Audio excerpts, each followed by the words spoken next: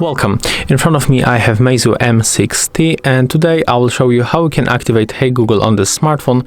So at the first we have to find the Google folder and then go for the Google app.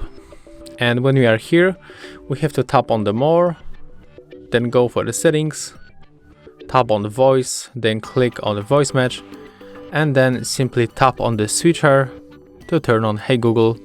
And if you activate this feature and you didn't set up the Hey Google, you will get something like that.